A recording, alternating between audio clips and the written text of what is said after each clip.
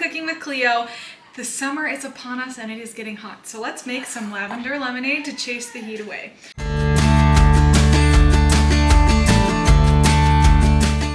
First steps first, we are going to put about half a cup of water and half a cup of sugar into a pot and bring it. For this recipe, you will need 4 to 5 lemons. We're going to juice 4 and we're using a 5th one to garnish. You can skip the garnish if you want. We're using a few sprigs of lavender. We've harvested this lavender from our garden and we're going to use it.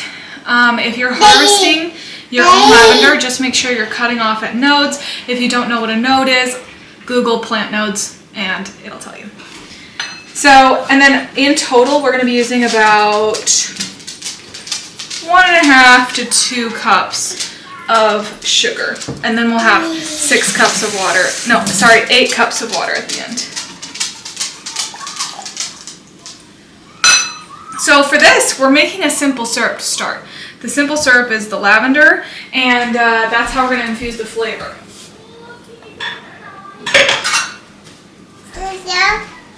Yeah.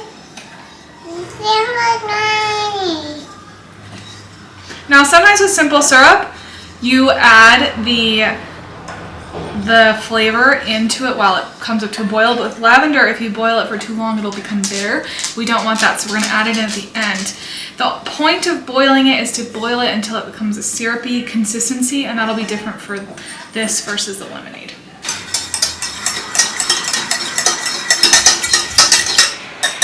While we are waiting for the simple syrup to come to a boil, we can go ahead and start pulling the leaves off of our lavender. If we need to wash it, we can go ahead and wash it.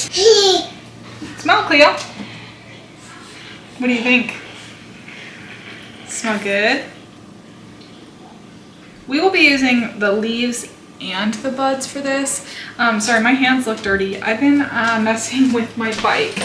I've been cleaning my hands. Okay, the way we do lavender is very similar to how we do rosemary.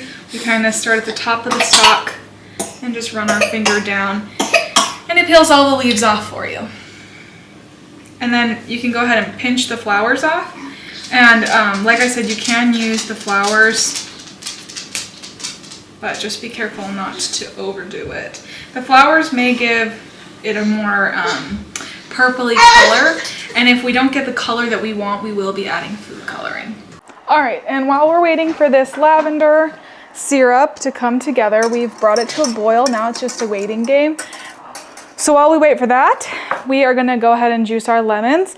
To get the most amount of juice out of this, we're going to push it and roll it against our countertop. This is gonna make all the juices come out a little bit more easily. Cut the lemon in half, and then we're gonna juice it.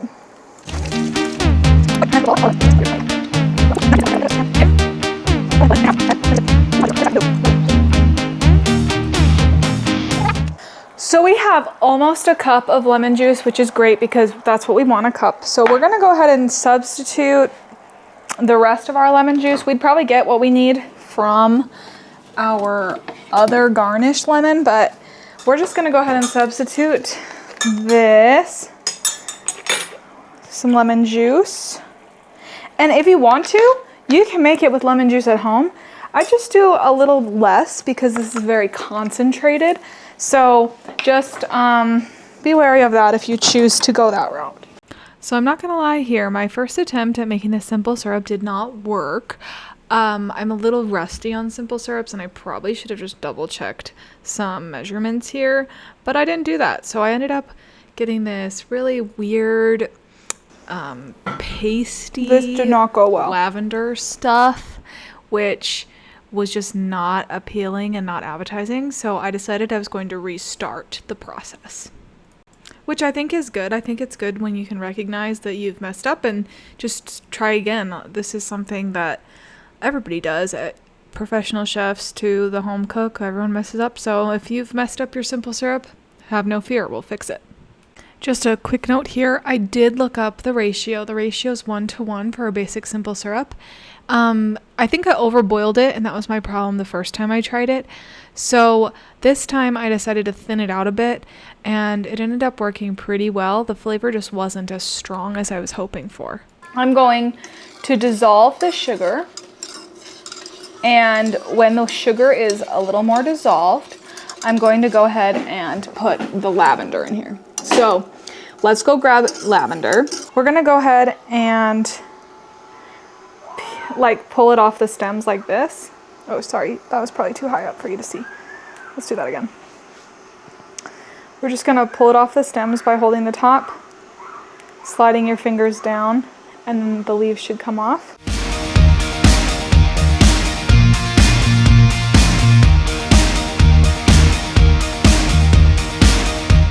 We can add the stems in too. You can eat all parts of the lavender. So go ahead and throw that in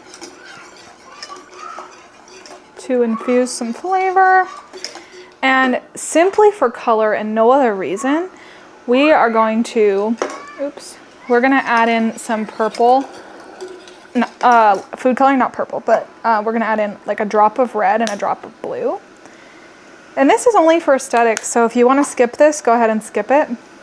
So we have this beautiful purple mixture. Our sugar is dissolved, but we really want to infuse that lavender, so we're going to give it 5 minutes or so. I got blue food coloring on my finger. Okay, and so while that's working, we're going to go ahead and grab our pitcher and fill it with about 6 cups ice cold water. So I'm going to turn this heat off and just let it finish with the residual heat here. And if you want to make sure that lavender flavor is infused, you can give it a taste. Just know that this is very, very hot, okay? So just take a little spoonful and make sure to blow, blow, blow. Yeah, we're tasting some good lavender flavor. I think it needs to go a little longer to get more lavender flavor in there.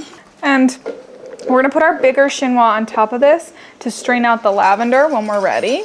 Okay, go ahead and quick swish your lemon juice into the lavender mixture to incorporate that lemon. All right, so pour that simple syrup and lemon mixture into our water and stir, stir, stir. Then I cut up some slices of lemon to garnish. I put some lemon slices in the pitcher, and I used lemon to garnish the cup, along with a sprig of lavender. And here's that final product. Just a quick note, Lavender Lemonade does turn out to be a light purple rather than a traditional yellow looking lemonade, and I think it looks pretty, but next time I would probably add a little more food coloring to get a more rich purple color. And as always, let's see how Cleo likes it. Official Cooking with Cleo taster. What do you think?